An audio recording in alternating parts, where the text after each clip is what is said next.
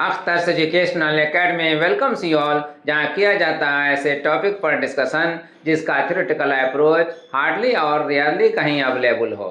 आज के video class में हम जिस टॉपिक पर डिस्कशन करेंगे वो टॉपिक फिजिक्स का इलेक्ट्रोस्टैटिक्स ब्रांच से लिया गया है और वो टॉपिक है इलेक्ट्रिक फील्ड। इलेक्ट्रिक फील्ड जिसे हम विद्युत क्षेत्र भी कहते हैं।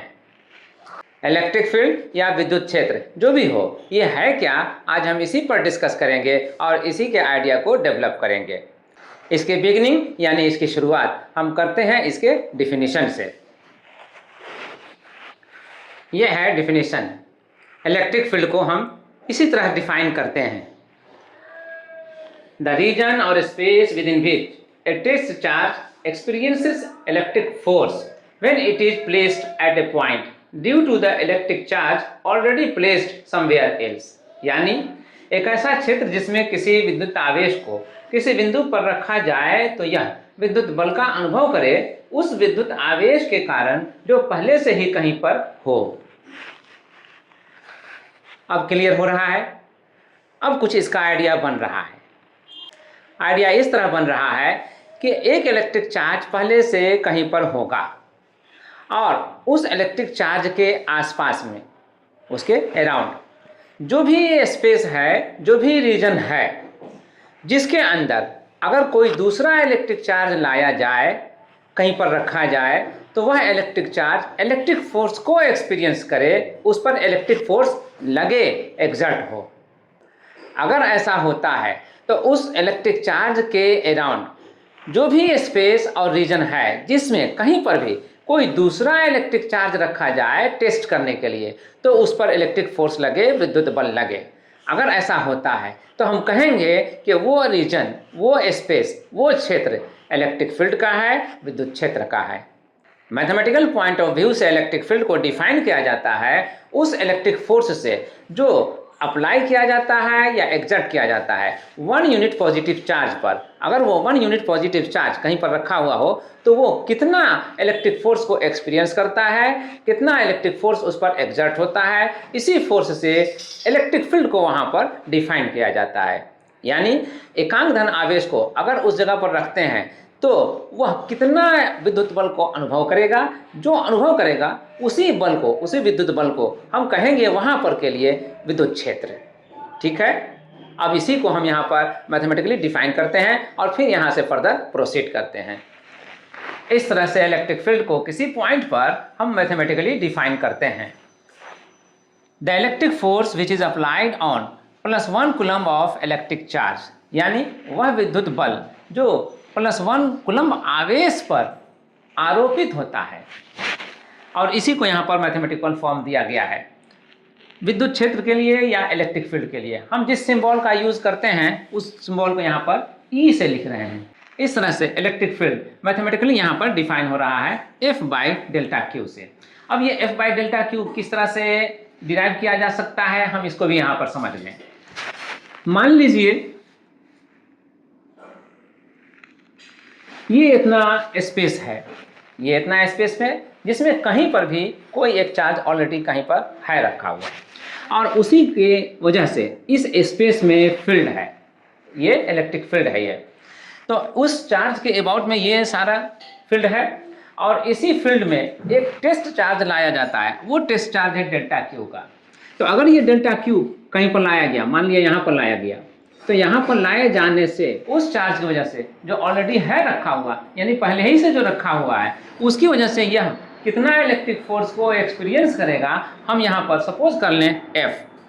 अगर यह F इस पर लगता हुआ इलेक्ट्रिक फोर्स है, विद्युत बल है, तो हम ये कैलकुलेट कर सकते हैं कि इस पूरे चार्ज पर अगर इलेक्ट्रिक फोर्स F लग रहा है तो 1 यूनिट पॉजिटिव चार्ज पर इलेक्ट्रिक फोर्स कितना लग सकता है, कितना अप्लाई हो सकता है। और सिंपल कैलकुलेशन हम ये कह सकते हैं ΔQ चार्ज पर जो फोर्स अप्लाइड है वो F है, तो 1 यूनिट चार्ज पर जो फोर्स अप्लाइड होगा वो कितना होगा, तो वो होगा F/ΔQ इतना। अगर F/ΔQ हो रहा है 1 यूनिट पॉजिटिव चार्ज पर अप्लाइड फोर्स, इलेक्ट्रिक फोर्स, तो यही फोर्स उस जगह पर जहाँ पर ये डेल्टा चार्ज रखा हुआ है, ΔQ चार्ज, यहाँ पर का वो इलेक्ट्रिक फील्ड होगा। ठीक है, और इसीलिए हम इसी को कहेंगे E। F/ΔQ equal to E। ये इलेक्ट्रिक फील्ड हो गया उस जगह के लिए। अगर वो जगह चेंज होगा तो फिर देखा जाएगा कि जहाँ पर हम ले रहे हैं चेंज करके उस जगह पर कितना इलेक्ट्रिक फोर्स हो रहा है उस यूनिट पॉजिटिव चार्ज पर। कैलकुलेट करने का मेथड वही होगा जो यहाँ पर हम अपना। अब इसके बाद इसका आइडिया डेवलप करने के बाद हम यहाँ से इस पर कुछ रिमार्केबल पॉइंट्स है हम उसकी तरफ आते हैं। अंडर रिमार्क सबसे पहले पॉइंट हम ले रहे हैं एसआई यूनिट को। इस डिफिनीशन से जो एसआई यूनिट डिफाइन हो सकता है हम उसको यहाँ पर मेंशन करेंगे। अगर E इक्वल टू F/ΔQ है तो इसका यूनिट वही होगा जो यूनिट इनके कॉम्बिनेशन से होता है बनता है। और यहाँ पर F है और ये ΔQ चार्ज है, तो F जो है वो फोर्स है और ΔQ चार्ज है, तो इसका यूनिट क्या होगा, एसआई यूनिट क्या होगा। F जो फोर्स है उसका एसआई यूनिट होता है न्यूटन और ये ΔQ जो चार्ज है इसका यूनिट होता है एसआई यूनिट कूलम। तो यहाँ पर न्यूटन और यहाँ पर कूलम अगर लाएंगे तो इसका क्या डिफिनीशन होगा, इसका रिजल्ट क्या होगा, न्यूटन पर कूलम। तो इलेक्ट्रिक फील्ड का एसआई यूनिट जो होगा डिफाइन वो न्यूटन पर कूलम होगा। न्यूटन पर कूलम ऐसे लिखिए या ऐसे लिखिए, न्यूटन पर कूलम। जो यहाँ पर एसआई यूनिट डिफाइन हो रहा है उसको यहाँ पर लैंग्वेज में मेंशन कर दिया गया है न्यूटन पर कूलम। अब न्यूटन पर कूलम को हम यहाँ पर इससे भी एक्सप्रेस करते हैं न्यूटन प्रति कूलम। इस तरह से न्यूटन पर कूलम या ये न्यूटन पर कूलम जो भी यहाँ पर एक्सप्रेस कर रहे हैं इसको हम यहाँ पर लैंग्वेज में एक्सप्रेस करते हैं न्यूटन पर कूलम या न्यूटन प्रति कूलम। तो SI unit under remarks first point में हमने यहाँ पर एसआई यूनिट को डिफाइन कर दिया। अब आते हैं इसका डायमेंशनल फॉर्मूला क्या होता है उसको देखने। Dimensional formula of electric field जब हम इसे डिफाइन करने चलेंगे तो फिर इसका जो मैथमेटिकल फॉर्म आ रहा है उसको हम फोकस में लाएंगे, उस पर हम कंसीडर करेंगे। मैथमेटिकल फॉर्म कौन है, E इक्वल टू F/ΔQ। हम इस पर आएंगे F/ΔQ और अब हम F का डायमेंशनल फॉर्मूला को मेंशन करेंगे और फिर उसके बाद ΔQ जो यहाँ पर है वो उसके लिए हम उसका डायमेंशनल फॉर्मूला को एक्सप्रेस करेंगे। फोर्स के लिए होता है MLT-2 और Q ΔQ है, तो ΔQ है या Q है तो चार्ज ही। चार्ज के लिए जो डायमेंशनल फॉर्मूला बन सकता है वो है IT। तो हम इसके लिए लिखते हैं यहाँ पर जो डिनोमिनेटर में ΔQ है उसके बदले में ये IT ये लिखते हैं। अब हम इसे सिंप्लीफाई करते हैं। सिंप्लीफाई करने पर MLT-2 पहले से जो है यहाँ पर न्यूमरेटर में वो हम यहाँ पर मेंशन कर देते हैं और ये IT जो ये IT डिनोमिनेटर में है इसको हम न्यूमरेटर बनाते हैं। न्यूमरेटर बनाने में जो पावर है इनका I का और T का वो अपने साइन में चेंज कर जाएंगे। तो I का जो पावर यहाँ पर 1 अंडरस्टूड है वो -1 में चेंज हो जाएगा और T का जो पावर यहाँ पर 1 में अंडरस्टूड है वो भी -1 में चेंज कर जाएगा और इसलिए हम लिखेंगे I -1 और T -1 ऐसे। अब इसको फाइनली हम सिंप्लीफाई करेंगे। M L और T पर पावर -2 यहाँ पर है, T पे पावर -1 यहाँ पर है, -2 और -1 -3 होगा, तो ये -3 होगा और उसके बाद I पे पावर -1 रह जाएगा एज इट इज। तो MLT -3 I -1 ये हुआ डायमेंशनल फॉर्मूला इलेक्ट्रिक फील्ड का। क्लियर। अब आते हैं पॉइंट नंबर 3 में। इलेक्ट्रिक फील्ड यानी विद्युत क्षेत्र क्या है, वेक्टर सदिश। इस तरह से इलेक्ट्रिक फील्ड को हम वेक्टर में डिफाइन करते हुए आते हैं पॉइंट नंबर 4 की तरफ। चूंकि हमने इलेक्ट्रिक फील्ड को इस मैथमेटिकल फॉर्म से डिफाइन किया है E इक्वल टू F/ΔQ, तो इससे हम F के वैल्यू को इवेल्युएट कर सकते हैं, F को फाइंड आउट कर सकते हैं। इसके लिए हमें RHS से जो ΔQ है उसको LHS में लाना होगा और तब लिखेंगे E times ΔQ equal to F। इस तरह से इलेक्ट्रिक फोर्स जो डिफाइन हो जाएगा वो E और ΔQ के प्रोडक्ट से डिफाइन हो जाएगा। तो हम ये कह सकते हैं F equal to E times ΔQ। किसी जगह पर भी अगर हमें मालूम हो कि वहाँ पर इलेक्ट्रिक फील्ड क्या है तो उस इलेक्ट्रिक फील्ड को वहाँ पर जो भी चार्ज रखा जाएगा उस चार्ज से मल्टीप्लाई कर दें तो उसका प्रोडक्ट वहाँ पर इलेक्ट्रिक फोर्स को डिफाइन कर देगा। ये इलेक्ट्रिक फोर्स F इसको डिफाइन कर देगा। तो इस तरह से हमें इलेक्ट्रिक फील्ड हमें इलेक्ट्रिक फोर्स को फाइंड आउट करने में हेल्प करता है और इलेक्ट्रिक फोर्स से हम इलेक्ट्रिक फील्ड को डिफाइन करते हैं। तो both are helpful to each other. तो ये मैथमेटिकल फॉर्म हुआ इलेक्ट्रिक फोर्स के लिए इलेक्ट्रिक फील्ड के टर्म में। अब यहाँ पर एक और पॉइंट को मेंशन करते हैं और उसके बाद फिर हम फर्दर प्रोसीड करते हैं। ये हमारा अंडर रिमार्क्स 5वां पॉइंट है। ये कह रहा है electric field at a point is known as electric field intensity, यानी किसी बिंदु पर विद्युत क्षेत्र को विद्युत क्षेत्र तीव्रता कहते हैं। तीव्रता हो या इंटेंसिटी हो, जो भी हो, ये हमें मैथमेटिकली ये सेंस देता है कि किसी पॉइंट पर इलेक्ट्रिक फील्ड अगर है, एग्जिस्ट कर रहा है, या फिर हम कैलकुलेट करते हैं, फाइंड आउट करते हैं, तो कैलकुलेशन के बाद वो जो आता है वो हम क्या उसको सेंस करते हैं, कितना स्ट्रांग है या कितना वीक है। तो विद्युत क्षेत्र की तीव्रता या इलेक्ट्रिक फील्ड का इंटेंसिटी ऑफ इलेक्ट्रिक फील्ड हमें यही सेंस देता है कितना स्ट्रांग फोर्स है या कितना स्ट्रांग फील्ड है।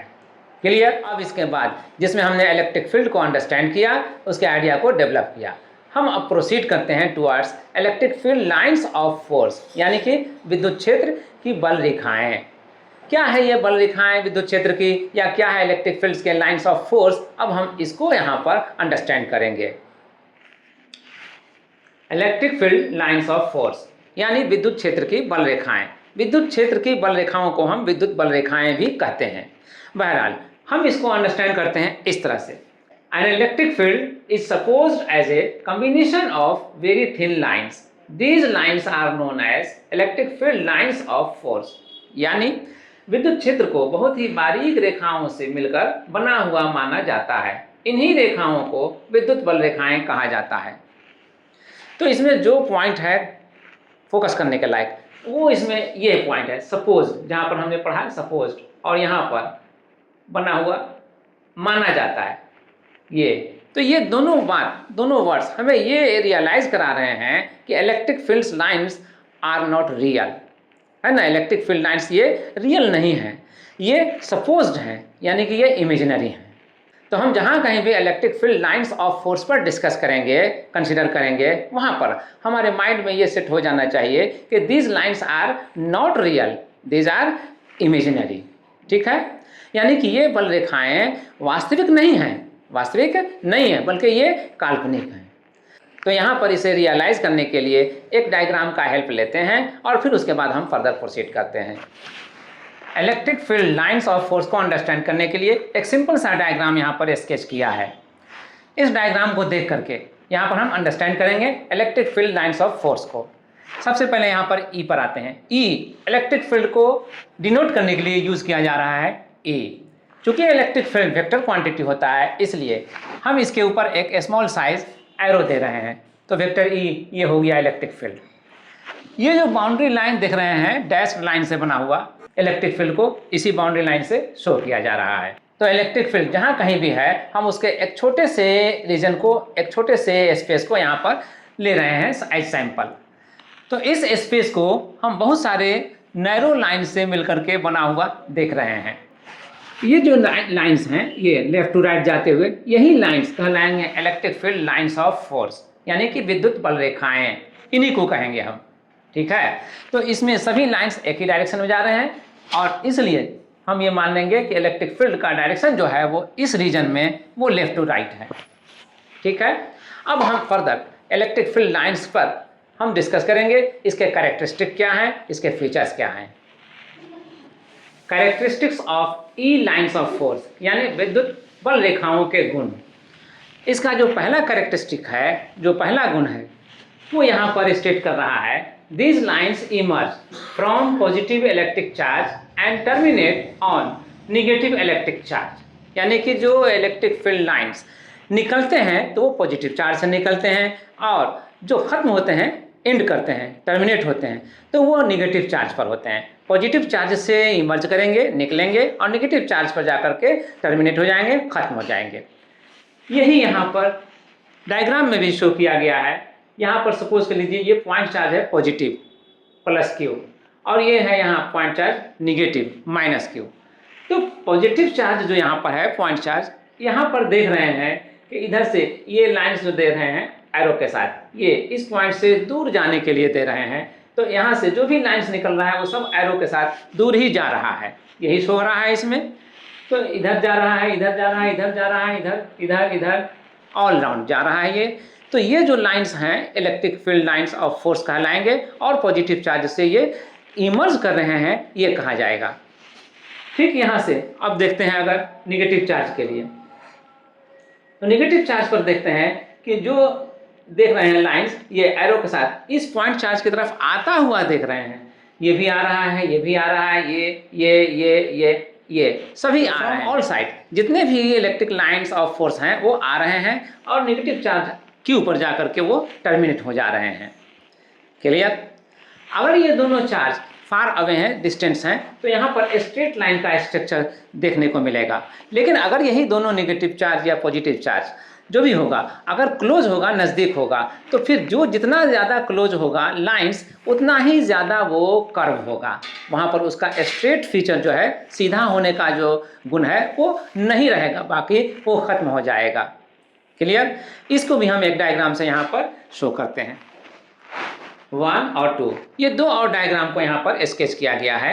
इसके अलावा अब हम इन दोनों के हेल्प से विजुअलाइज करेंगे, अंडरस्टैंड करेंगे कि अगर चार्ज क्लोज होंगे तो उनसे जो इलेक्ट्रिक फील्ड लाइंस निकलेंगे या इंटर करेंगे वो किस शेप में होंगे, किस आकार में होंगे। यहाँ पर दोनों चार्ज को देख रहे हैं, ये प्लस क्यू है, ये माइनस क्यू है, दोनों क्लोज हैं, इमेजिन कर रहे हैं, हम मान रहे हैं। तो यहाँ से निकलने वाला इलेक्ट्रिक फील्ड लाइंस जो इससे दूर होता हुआ जाएगा, जिस तरह से ये दिख रहा है, ये दिख रहा है, ये दिख रहा है, तो ये स्ट्रेट वे में जाएगा। जितना इससे ज़्यादा दूर होगा उतना ही वो स्ट्रेट होगा। लेकिन यहाँ से इमर्ज करने वाला लाइंस अगर इसकी तरफ आना चाहेगा, यानी इससे नज़दीक होना चाहेगा, जैसे कि इस तरफ जाने वाला लाइंस जो इस तरफ जा रहा है या जाएगा, वो इसकी तरफ क्लोज होता हुआ दिख रहा होगा, तो इसके इन्फ्लुएंस में वो स्ट्रेट लाइन नहीं रहेगा, बल्कि वो कर्व हो जाएगा, मुड़ जाएगा। अब इसलिए ये मुड़ा हुआ देख रहे हैं, यानी कि कर्व देख रहे हैं। तो ये घुमावदार यहाँ पर मिलेगा हमें लाइन, वैद्युत बल रेखाएं क्या होंगी, या मुड़ी हुई होंगी। तो यहाँ भी वैसे ही इमेजिन किया जाएगा। यहाँ से निकलने वाला लाइन ऑफ फोर्स जो स्ट्रेट जाता, वो इसके इन्फ्लुएंस में नज़दीक होने की वजह से अब स्ट्रेट नहीं जा रहा है, बल्कि इसकी तरफ वो मुड़ गया। तो मुड़ गया तो अब देखिए ये यहाँ से इस तरफ आता हुआ दिख रहा है और यहाँ पर जाकर टर्मिनेट करता हुआ माना जाएगा। तो इस केस में या इस केस में, दोनों ही केस में ये कर्व्ड है, स्ट्रेट नहीं है, यानी कि घुमावदार है, वक्र है।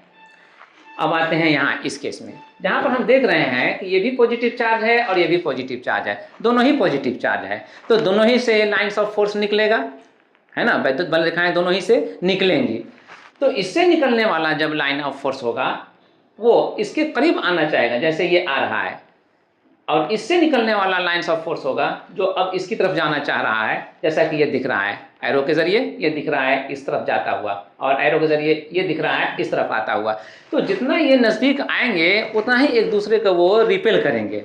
Like charges repel each other and unlike charges attract each other, यही हम कूलम्ब्स लॉ से जानते हैं। अब उसी लॉ की वजह से हम ये कहेंगे कि ये जो बल रेखाएं हैं या लाइंस ऑफ फोर्स हैं, ये एक दूसरे को अब दूर भगाने की कोशिश करेंगे। तो दूर भगाने की कोशिश करने में अब हम यहाँ पर देख सकते हैं कि ये जो लाइंस ऑफ फोर्स है अब बजाय ऐसे जाने के ऐसे मुड़ता हुआ जाएगा या ऐसे मुड़ता हुआ जाएगा। क्लियर? लेकिन जो बल रेखाएं, जो लाइंस ऑफ फोर्स, वो एक दूसरे के नज़दीक नहीं आ रहे होंगे, जैसे इस तरफ से निकलेंगे या इस तरफ से निकलेंगे, तो ये लाइन इससे दूर हो रहा है और ये लाइन इससे दूर हो रहा है, तो उस केस में उन्हें मुड़ने की ज़रूरत नहीं है, वो स्ट्रेट वे में चले जाएंगे। क्लियर? तो यहाँ पर जो जितना नज़दीक होगा, एक दूसरे की तरफ आने की कोशिश करेगा, उतना ही एक मुड़ेगा, उतना ही बेंड होगा। तो यहाँ पर ये जो कर्व लाइन्स देख रहे हैं, वक्र रेखाएं देख रहे हैं, वो दोनों के करीब आने की वजह से देख रहे हैं, और ये जो स्ट्रेट देख रहे हैं वो दोनों एक दूसरे से दूर हैं और दूर जा भी रहे हैं, इसलिए देख रहे हैं।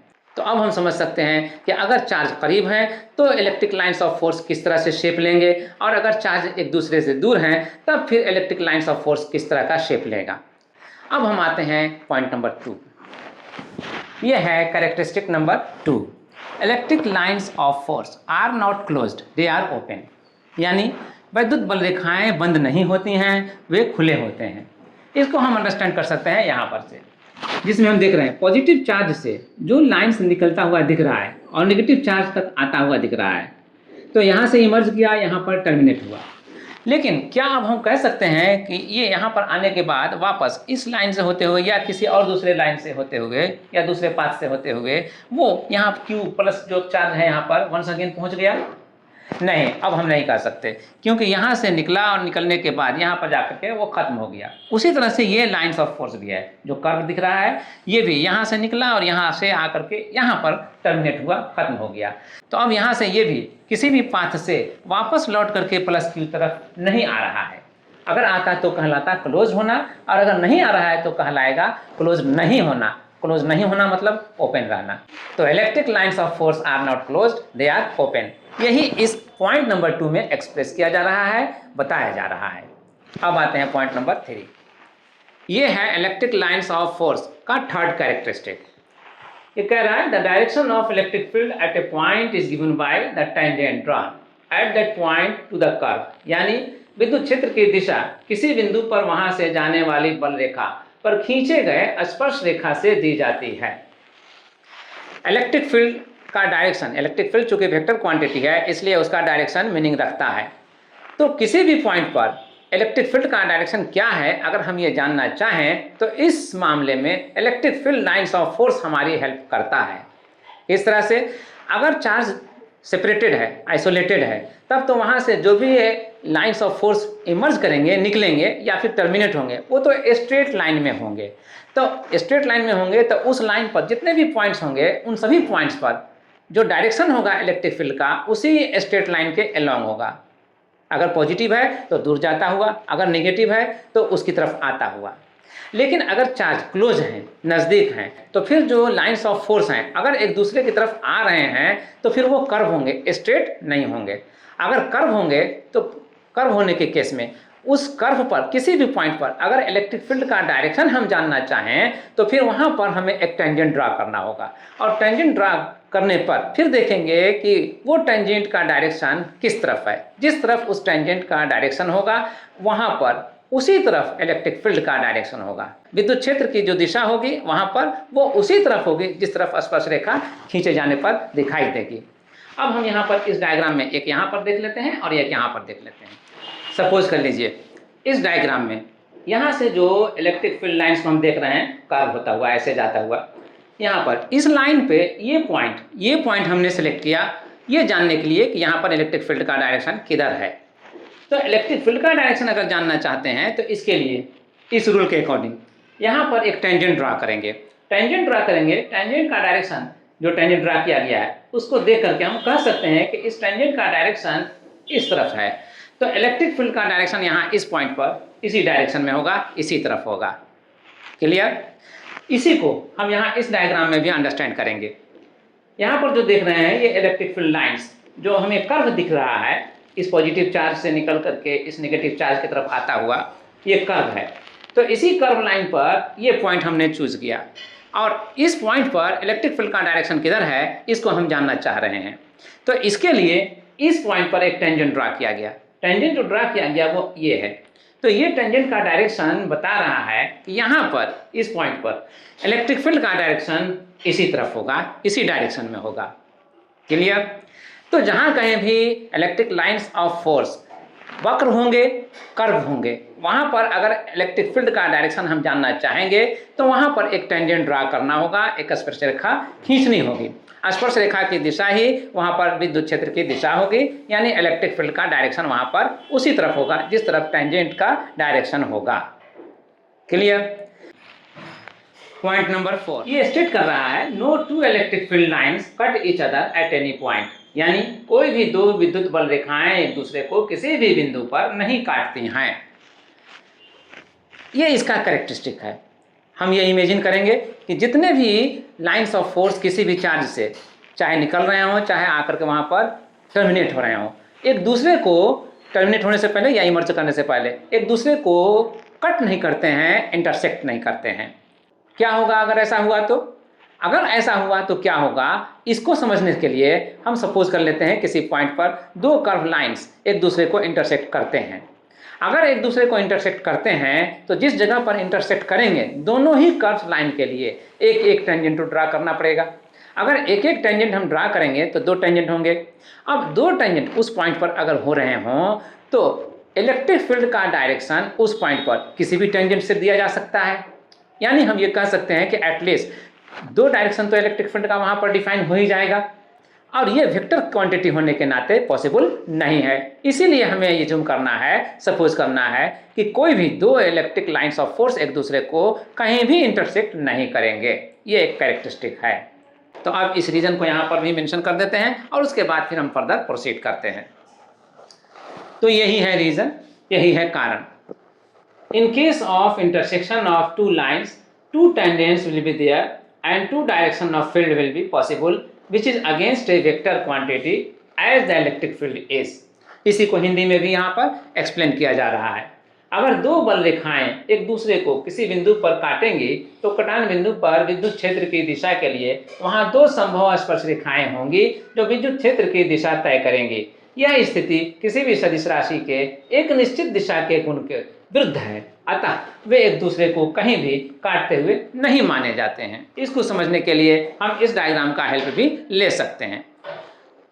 नंबर 1, ये एक लाइन्स ऑफ फोर्स है, इलेक्ट्रिक लाइन्स ऑफ फोर्स है नंबर 1, और नंबर 2 यहाँ पर ये इलेक्ट्रिक लाइन्स ऑफ फोर्स को देख रहे हैं।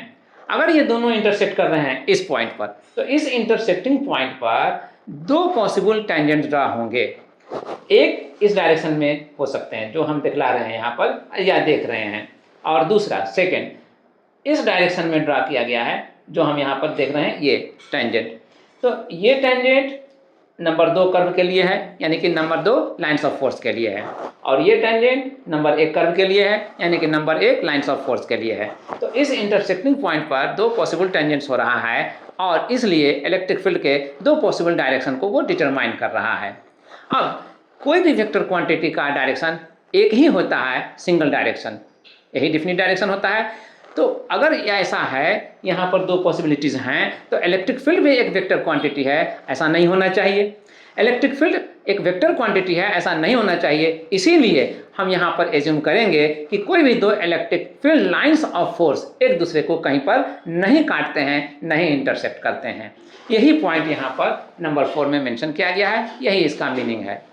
अब इसको क्लियर करने के बाद हम प्रोसीड करते हैं। किसी भी पॉइंट पर अगर इलेक्ट्रिक फील्ड को हम कैलकुलेट करना चाहें मैथमेटिकली, तो किस तरह से कैलकुलेट कर सकते हैं, यानी कि उसका एक मैथमेटिकल फॉर्मूला क्या होगा, उसको डिराइव करने के लिए expression of E field at a point, यानी किसी बिंदु पर विद्युत क्षेत्र का व्यंजक, हम इसको डिराइव करेंगे और उसके लिए हेल्प लेंगे इस डायग्राम का। यहाँ जो डैश लाइन देख रहे हैं बाउंड्री, ये मान लेते हैं कि इसके अंदर इलेक्ट्रिक फील्ड है, यानी कि विद्युत क्षेत्र है, और इसके बाहर इलेक्ट्रिक फील्ड नहीं है, यानी कि अब अगर इस बाउंड्री के बाहर हम देखें तो E बराबर मानेंगे 0, लेकिन इसके अंदर नॉट 0, ठीक है। तो अब हम इसमें जिसकी वजह से ये फील्ड है, हम यहाँ पर ये चार्ज शो कर रहे हैं Q, इस पॉइंट O पर। इस पॉइंट O पर अगर हम चार्ज Q को हम एज्यूम कर रहे हैं, मान रहे हैं, तो इसकी वजह से जो भी फील्ड बन रहा है, इसमें इस फील्ड में एक पॉइंट P ले रहे हैं, और इस पॉइंट P पर कितना इलेक्ट्रिक फील्ड हो रहा है या हो सकता है, हम इसको कैलकुलेट करना चाहते हैं, जानना चाहते हैं। तो यहाँ पर अगर इलेक्ट्रिक फील्ड को हमें जानने का पर्पस है, तो फिर यहाँ पर एक टेस्ट चार्ज रखेंगे डेल्टा Q। अब ये डेल्टा Q जो चार्ज रखा है, इसकी वजह से जो चार्ज पहले से रखा हुआ है एक इलेक्ट्रिक फोर्स को एक्सपीरियंस करेगा, अनुभव करेगा। तो ये फोर्स कितना होगा, हम कूलम्ब्स लॉ से इसे हम डिफाइन कर सकते हैं, E force on delta Q due to Q। तो इस Q के कारण इस डेल्टा Q पर कितना विद्युत बल लगेगा, हम इसे कूलम्ब्स लॉ से निकाल सकते हैं, कह सकते हैं। फोर्स होगा F बराबर K टाइम्स जो यहाँ पर चार्ज है Q, इसको हम मानते हैं Q1, और जो यहाँ पर चार्ज है डेल्टा Q, उसको हम मानते हैं Q2। तो यहाँ पर Q1 और Q2 जो आता है बाई आर स्क्वायर के साथ आता है। तो अब Q1 और Q2 को यहाँ से हम रिप्लेस करेंगे, Q1 और Q2 को हम इन वैल्यूज से Q और डेल्टा Q से रिप्लेस करेंगे। रिप्लेसमेंट के बाद यहाँ पर लिखेंगे Q into delta Q by ये आर स्क्वायर है जो इन दोनों के बीच का डिस्टेंस है। तो कूलम्ब्स लॉ में ये इन्वॉल्व है, इसलिए आर स्क्वायर यहाँ पर मेंशन करते हैं और करेंगे। तो यहाँ पर आर स्क्वायर मेंशन करने के बाद अब हम कहेंगे जो फोर्स हो रहा है उस डेल्टा Q पर, वो हो रहा है K times Q into delta Q by R square. ये इतना का फोर्स उस पर एक्सपीरियंस हो रहा है। अब इससे हम ये पता करेंगे कि जो फोर्स, ये जो कंप्लीट फोर्स अप्लाइड है डेल्टा Q पर, इसका ये अप्लाई कर रहा है इस पर, तो ये कंप्लीट फोर्स उस डेल्टा क्यू पर अगर अप्लाई हो रहा है तो फिर 1 यूनिट पॉजिटिव चार्ज पर कितना फोर्स अप्लाई होगा ये निकालने के लिए हम इस F में डेल्टा क्यू से डिवाइड कर देंगे। Therefore F by delta Q अगर हम करें तो फिर राइट साइड में K times delta Q by R square हो रहा है। अब इसमें हम यहाँ पर डेल्टा क्यू से डिवाइड करेंगे। डिवाइड करने का मतलब मैथमेटिकल कैलकुलेशन में अब लिखा जाएगा K times Q delta Q by R square into delta Q, ऐसे नेचुरली इससे ये कैंसिल हो जाएगा।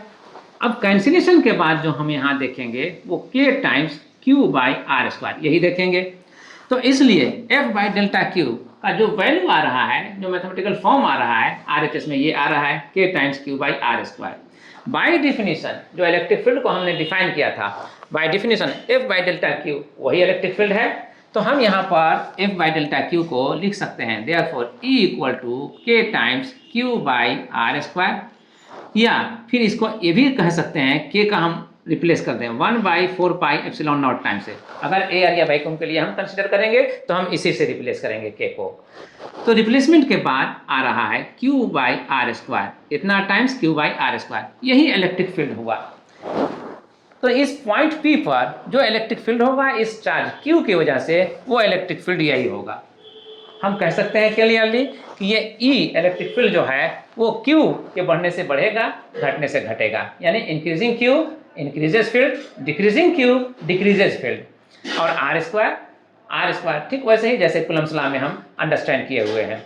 अगर आर स्क्वायर यानी आर को अगर हम इंक्रीज करेंगे तो इसका होल वैल्यू डिक्रीज करेगा स्क्वायर टाइम्स में, और अगर आर को हम डिक्रीज करेंगे तो इसका होल वैल्यू इंक्रीज करेगा स्क्वायर टाइम्स में ही। ठीक है, तो फील्ड उसी तरह से बिहेव करता है जैसे कूलम्ब्स लॉ में फोर्स, इलेक्ट्रिक फोर्स बिहेव करता है या उसका बिहेवियर होता है। Charge increases, force increases and vice versa. इसी तरह से distance increases, force decreases and vice versa. ठीक है, इसी को हम यहाँ पर जानते हैं और इसी को हम यहाँ पर याद रखेंगे।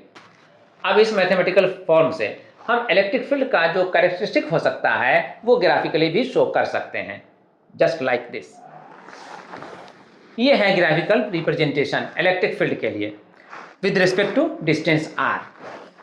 हम इस ग्राफ को देख करके अंडरस्टैंड कर सकते हैं, समझ सकते हैं कि जैसे जैसे r को हम ले रहे हैं x एक्सिस के अलॉन्ग और इलेक्ट्रिक फील्ड को हम ले रहे हैं y एक्सिस के अलॉन्ग, तो अगर r का वैल्यू हम 0 लें, अगर हम r का वैल्यू 0 लें तो 0 लेने पर ये मैथमेटिकल फॉर्म हमें सजेस्ट करता है यहाँ पर 0 होने से ये होल वैल्यू इनफाइनाइट हो जाएगा, इन्फिनिटी हो जाएगा।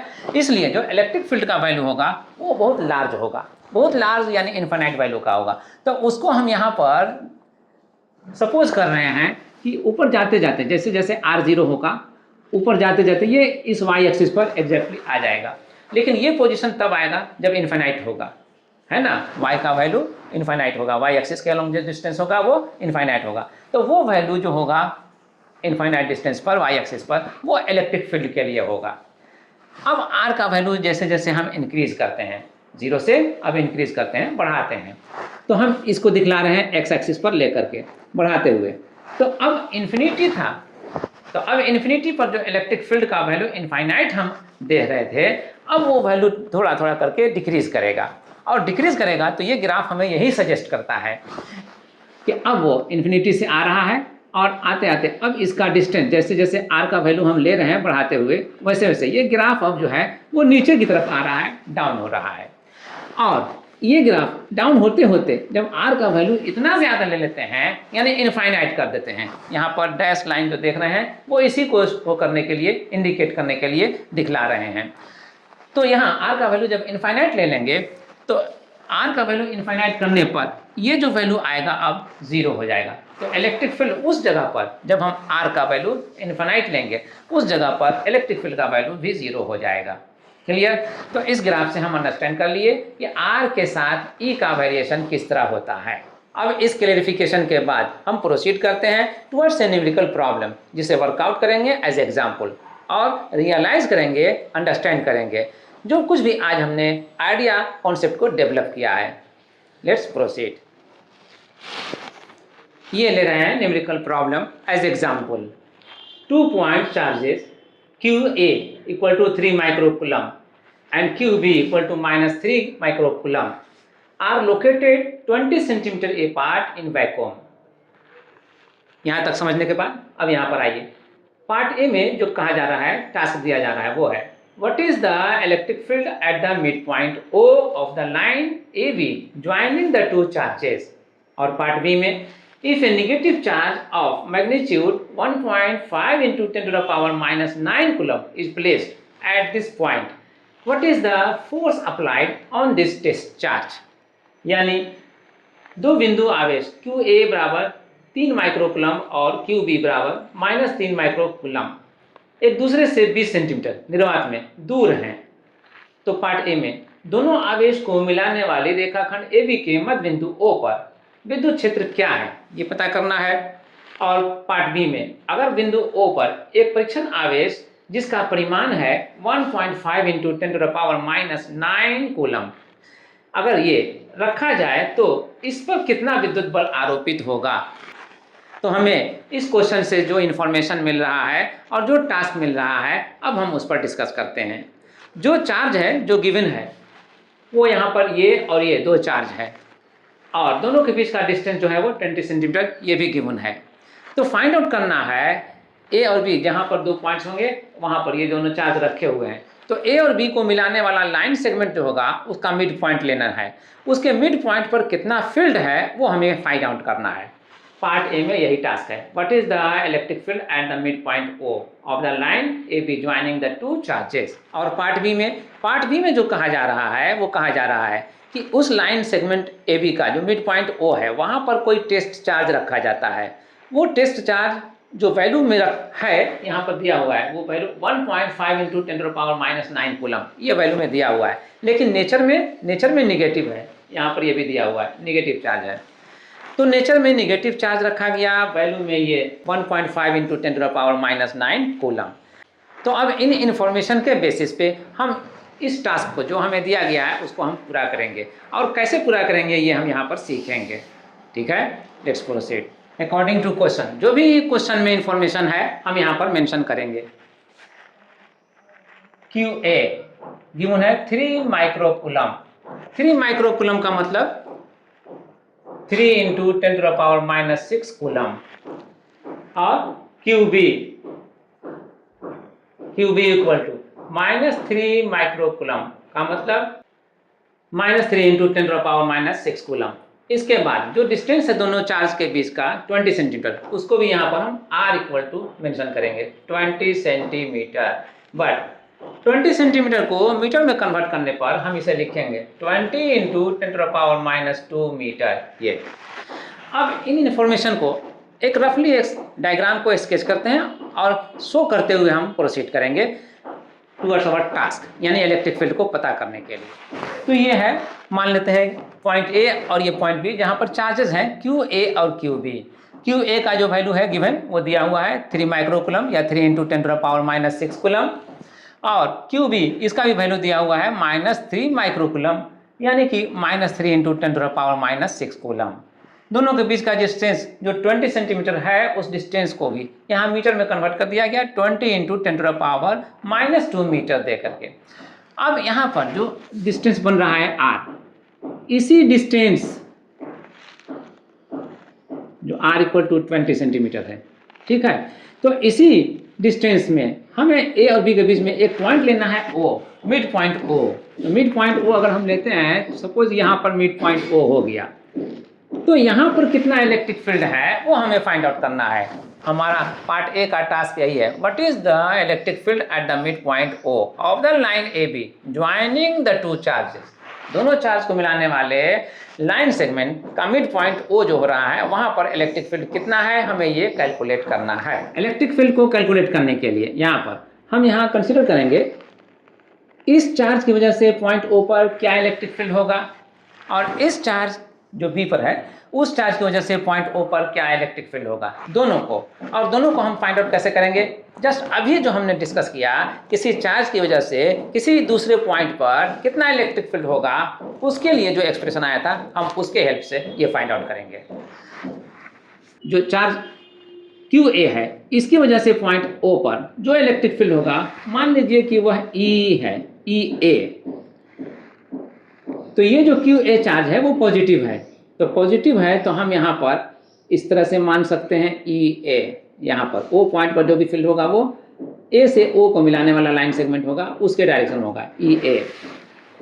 अब उसके बाद बी पर जो चार्ज है वो निगेटिव है, तो इस चार्ज के पॉजिटिव होने पर जो यहाँ पर फील्ड होता वो इस लाइन के अलॉन्ग इस डायरेक्शन में होता, लेफ्ट साइड में होता। तो लेफ्ट साइड के बजाय चूंकि ये निगेटिव है इसलिए यह राइट साइड में ही होगा, तो मान लीजिए कि यह ई बी है, राइट साइड में इसको हम लेते हुए अब हम दोनों का इलेक्ट्रिक फील्ड को हम फाइंड आउट करेंगे। तो इलेक्ट्रिक फील्ड को फाइंड आउट करने के लिए इसलिए ई ए जो निकलेगा वो K times Q by R square इस फॉर्मूले से निकलेगा।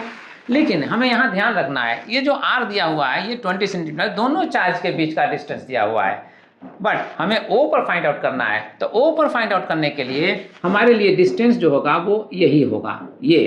तो अब इसमें और इसमें डिस्टिंक्शन लाने के लिए हम यहाँ पर इसको आर डैश ले लेते हैं, तो हम यहाँ पर लेंगे जो वो आर डैश ही लेंगे। तो आर डैश लेने के लिए हम यहाँ पर ऐसे मेंशन करेंगे इसे। तो अब ई ए जो दिया जाएगा वो इस फॉर्म से दिया जाएगा K times Q by R dash के स्क्वायर से, किस डायरेक्शन में, एलॉन्ग ए ओ, ए से ओ के डायरेक्शन में। अब इसका वैल्यू जो हुआ हम यहाँ पर के का वैल्यू ले लेंगे 9 × 10⁻⁹ और क्यू का वैल्यू जो दिया हुआ यहाँ पर 3 माइक्रोकूलम यानी कि 3 × 10⁻⁻⁶ coulomb by R dash. R dash के लिए हम यहाँ पर आते हैं जो कह सकते हैं देख करके कि आर का एग्जैक्टली हाफ है, तो एग्जैक्टली हाफ है तो r/2 यहाँ पर हम इसे मेंशन करते हैं। और इसलिए ये 20 सेंटीमीटर है तो ये 10 सेंटीमीटर होगा, 10 × 10⁻⁻² लेंगे और इसका स्क्वायर करेंगे एलॉन्ग ए ओ। अब इसे सिंप्लीफाई करेंगे, ई ए के लिए इसे सिंप्लीफाई करेंगे। 9 × 3 27, 27 × 10⁻⁹ 3, तो 10⁻³ ये हो जाएगा बाई 10 × 10⁻² है, इसको सिंप्लीफाई करेंगे तो 10 × 10⁻², 10⁻⁻1 आ जाएगा और इस स्क्वायर की वजह से वो 10⁻² होगा। तो फाइनली हम यहाँ पर 10⁻² लिखते हैं और वन स्टेप और लेकर के इसे 27 × 10⁻³ + 2, ये जो -2 है न्यूमरेटर में जाने पर वो +2 में कन्वर्ट हो जाएगा। तो अब ये आया 27 × 10⁵, 3 + 2 होता है 5। अब फाइनली हम इस ई ए को लिख सकते हैं 27 × 10⁵, ई ए = 27 × 10⁵, ये हुआ न्यूटन पर कूलम ऐसा यूनिट। किस डायरेक्शन में, एलॉन्ग ए ओ, ए से ओ के डायरेक्शन में। ठीक इसी तरह से ई ए जैसे हमने फाइंड आउट किया वैसे ही पॉइंट बी पे जो चार्ज है क्यू बी, उसकी वजह से पॉइंट ओ पर क्या फील्ड होगा उसको भी हम फाइंड आउट कर सकते हैं। डेटा वही रहेंगे, सिर्फ इस साइन ऑफ माइनस की वजह से जो इलेक्ट्रिक फील्ड का डायरेक्शन चेंज हो सकता था वो ऑलरेडी हम यहाँ पर चेंज कर चुके हैं डिस्कस करके। अब यहाँ डायरेक्शन ओ से बी की तरफ है यानी ए से ओ की तरफ ही है। तो यहाँ पर फाइनली जो ई बी का वैल्यू आएगा वो भी इतना ही आएगा जो ई ए का। E B = 27 × 10⁵, 27 × 10⁵ Newton per coulomb. Direction वही जो यहाँ पर ई ए के लिए था, ए ओ। तो अब जो यहाँ पर दोनों ई ए और ई बी दोनों को ही हम फाइंड आउट कर चुके हैं, दोनों का इफेक्टिव फील्ड क्या होगा इसके लिए हमें दोनों को ऐड करना होगा क्योंकि डायरेक्शन दोनों के लिए सेम है। ई = ए + ए बी और ई ए का वैल्यू 27 × 10⁵ और ई बी का वैल्यू भी 27 × 10⁵। टोटल हो जाएगा 54 × 10⁵ न्यूटन पर कूलम ए ओ के डायरेक्शन में। तो ये हुआ टोटल इलेक्ट्रिक फील्ड का वैल्यू। अगर हम इसे स्टैंडर्ड फॉर्म में शो करना चाहें तो कर सकते हैं, यहाँ पर पॉइंट ला करके 5.4 एक्सप्रेस करेंगे और 10 बदले में हम 6 कर। हम इसे या तो ऐसा ही यहाँ पर आंसर कर दें या फिर ये लिख दें E = 5.4 × 10⁶ न्यूटन पर कूलम और ए ओ के डायरेक्शन में दे दीजिए या फिर ओ से बी के डायरेक्शन में भी दे सकते हैं, लेकिन यहाँ ए ओ के डायरेक्शन में दे दिया है इसलिए इसको भी हम आंसर कर सकते हैं। तो पार्ट ए का ये आंसर कंप्लीट हुआ। अब आते हैं पार्ट बी में। पार्ट बी में जो हमें फाइंड आउट करना है वो इलेक्ट्रिक फोर्स को फाइंड आउट करना है। उस चार्ज पर जो चार्ज यहाँ पर एज टेस्ट चार्ज रखा जा रहा है 1.5 इंटू 10⁻⁹ कूलम का, लेकिन निगेटिव चार्ज के फॉर्म में। तो निगेटिव चार्ज में रख रहे हैं। तो पार्ट बी में हम जब यहाँ फोर्स फाइंड आउट करने चलेंगे तो फोर्स के लिए जो हमने डिस्कस किया था F इक्वल टू लिया जाता है E टाइम्स डेल्टा क्यू का, इसका हेल्प लिया जाता है या लिया जा सकता है। तो अब इससे हम यहाँ पर E का जो हम फाइंड आउट कर चुके हैं ऑलरेडी, E इक्वल टू 5.4 इंटू 10⁻6 न्यूटन पर कूलम। इसे हम डायरेक्टली यहाँ पर यूज़ कर लें 5.4 इंटू 10⁻6। और डेल्टा क्यू के लिए हम देंगे यहाँ पर इंटू करके जो यहाँ पर निगेटिव चार्ज के साथ ये वैल्यू दिया हुआ है उसको, तो माइनस 1.5 इंटू 10⁻⁹ यही था चार्ज जो यहाँ पर टेस्ट चार्ज लिया जा रहा है इतना कूलम का। तो -1.5 इंटू 10⁻⁹ लेने के बाद अब इसे हम सिंप्लीफाई करेंगे इस तरह से। टोटल फोर्स जो इस टेस्ट चार्ज पर अप्लाइड होगा जो ओ पर रखा जाएगा तो वो फोर्स होगा 8.10 इंटू 10⁻³ न्यूटन। डायरेक्शन के लिए यहाँ पर जो साइन ऑफ माइनस अभी मेंशन नहीं किए हैं, अगर मेंशन करते हैं तो साइन ऑफ माइनस की वजह से जो फोर्स का डायरेक्शन होगा वो वही होगा जो फील्ड का डायरेक्शन है। ओ पर जो फील्ड का डायरेक्शन है वही डायरेक्शन होगा इस फोर्स का। डायरेक्शन क्या है फील्ड का? ए से ओ की तरफ। तो यहाँ पर हम लिखेंगे एलोंग AO, यानी कि AO के अनुदेश, ए से ओ के तरफ। अगर हम ये साइन ऑफ माइनस मेंशन नहीं करते तो साइन ऑफ माइनस ना मेंशन करने की वजह से इसका डायरेक्शन जो अभी यहाँ डिटरमाइन हो रहा है ए से ओ की तरफ वो हो जाता ओ से ए की तरफ। तो अब फोर्स जो होगा साइन ऑफ माइनस को रिमूव करने के बाद वो होगा 8.1 इंटू 10⁻³ न्यूटन एलोंग OA। यहाँ पर डायरेक्शन जो था वो एलोंग AO था, यहाँ पर डायरेक्शन क्या हो रहा है OA। तो इस तरह से पार्ट बी का भी यहाँ पर आंसर हो गया। फाइनली अब हम कह सकते हैं जो पार्ट ए को हम यहाँ पर फाइंड आउट कर चुके थे और बी को यहाँ पर फाइंड आउट किए। फाइनली अब ये प्रॉब्लम जो हमने लिया था एज एग्जाम्पल ये भी फाइनली वर्कआउट हो चुका। अब इसके बाद आज का क्लास यहीं पर कंक्लूड होता है, यहीं पर कंप्लीट होता है। मिलते हैं फिर किसी वीडियो क्लास में फिर किसी टॉपिक पर डिस्कशन करते हुए। Thank you.